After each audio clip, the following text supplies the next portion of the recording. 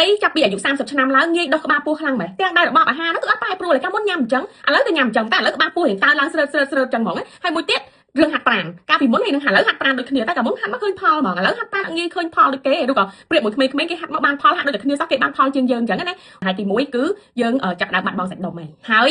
ក្នុងរយៈពេល10ឆ្នាំយើងបាត់បង់សាច់ដុំពី3ទៅ8%ធម្មតារាងកាយយើងប្រើប្រាស់ធម្មពលឬក៏ក្លុយកោសខ្ពស់ដើម្បីទៅចិញ្ចឹមសាច់ដុំយើងណាឲ្យវាមានចលនាឲ្យវាអីផ្សេងចឹងទៅយើងប្រើពាក្យថាចិញ្ចឹមសាច់ដុំអញ្ចឹងកាលណាតែសាច់ដុំបាត់បង់យើងអត់សូវប្រើធម្មពលអត់ប្រើកាឡូរីច្រើនដូចមុនទេក្លុយកោសច្រើនដូចមុនទេអញ្ចឹងវាសល់យើងញ៉ាំដូចតែកាលមុនទេប៉ុន្តែយើងប្រើតិចជាងមុនអញ្ចឹងអាក្លុយកោសហ្នឹងវានៅសល់តែកាលនៅសល់វាស្ទនៅក្នុងរាងកាយយើងយូរទៅវាបំលែងទៅជាខ្លាំងហើយខ្លាំងតែវាទៅដំបូងជាងគេហ្នឹងគឺម្ដុំទៅស្ទទៅរក្សានៅម្ដុំក្បាលពោះនឹងឯងហ្នឹងមូលហេតុទី1មូលហេតុទី2ចាប់ពីអាយុ30ឆ្នាំទៅរាងកាយយើងចាប់ផ្ដើមអាំងស៊ូលីនរបស់យើងវាអត់សូវ sensitive ដូចមុនទេមិនថាអត់សូវមានប្រសិទ្ធភាពដូចមុនទេអញ្ចឹងរយៈពេល10ឆ្នាំវាអាចចុះពី4ទៅ5%អញ្ចឹងហើយអាហារដដែលទេប៉ុន្តែញ៉ាំទៅធ្វើជាតិស្ករក្នុងឈាមឡើងខ្ពស់ខ្លាំងជាងមុនហើយជាមូលហេតុមួយធ្វើឲ្យរាងកាយងាយរក្សាខ្លាំងទុកខ្លាំងនៅក្នុងរាងកាយហ្នឹងអញ្ចឹងធ្វើយើងងាយឡើងខ្លាំងជាងតែយើងនៅក្មេងទី3គឺតាក់ទងទៅនឹងបញ្ហាអរម៉ូននៅពេលដែលយើងអាយុច្រើនទៅអរម៉ូនយើងចាប់ដើមធ្លាក់ចុះដូចជាក្រូអរម៉ូនធ្លាក់ចុះ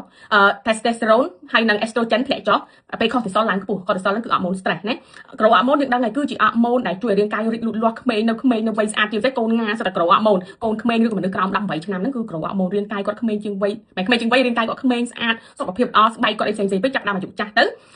យើងមិនចាប់ដើមឃើញអូជ្រួញកតុយភ្នែកជ្រួញកែមាត់អាហ្នឹងគឺជាសញ្ញាមួយដែលយើងបាត់បង់ក្រូអរម៉ូននឹងឯងមូលហេតុហ្នឹងដែលធ្វើឲ្យយើងងាយធាត់ជាងមុនហើយងាយឡើងខ្លាំងជាពិសេសហ្នឹងគឺខ្លាញ់ក្បាលពោះហើយករណីហ្នឹងវានឹងកើនឡើងច្រើនខ្លាំងមែនតើសម្រាប់អ្នកដែលគាត់មានខ្លាញ់រំថ្លើម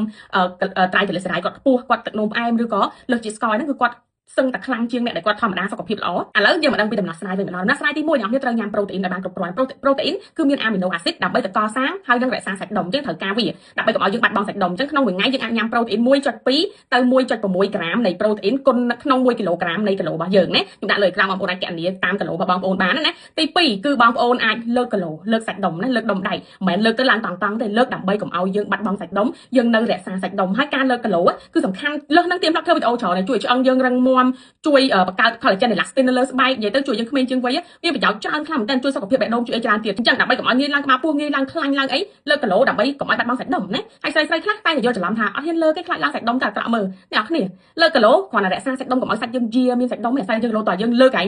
រាប់រយគីឡូធ្ងន់បានយើងឡើងសាច់ដុំមិនងាយឡើងទេអាហ្នឹងអ្នកដែលគេឡើងសាច់ដុំប៉ុណ្ណានេះគេហាត់ចង់ងាប់ចង់រស់ហើយបើគាត់យើងលើកគីឡូធម្មតាហ្នឹងយកមានឡើងសាច់ដុំកង់ទេនិយាយមែនហើយមួយទៀតការលើកគីឡូនេះយើងអាចធ្វើក្នុងមួយអាទិត្យ3ដងក៏បានដែរណាហើយអ្នកខ្លះគាត់សួរលើកប៉ុន្មានគីឡូលើកប៉ុន្មានក៏បានដែរតាមកម្លាំងដែលយើងអាចទៅរួចដំបូងអាចលើក1គីឡូយូរយើងស្ទាន់យើងលើក2គីឡូ3គីឡូតាមហ្នឹងខ្ញុំលើកមួយខាង5គីឡូតាំងពីមុនទៅមុនឥឡូវខ្ញុំលើកតែប៉ុណ្្នឹងដែរទេណាមួយទៀតគឺឲ្យយើងដើរហាត់ប្រាណជាប្រចាំព្រោះការដើរហាត់ប្រាណជា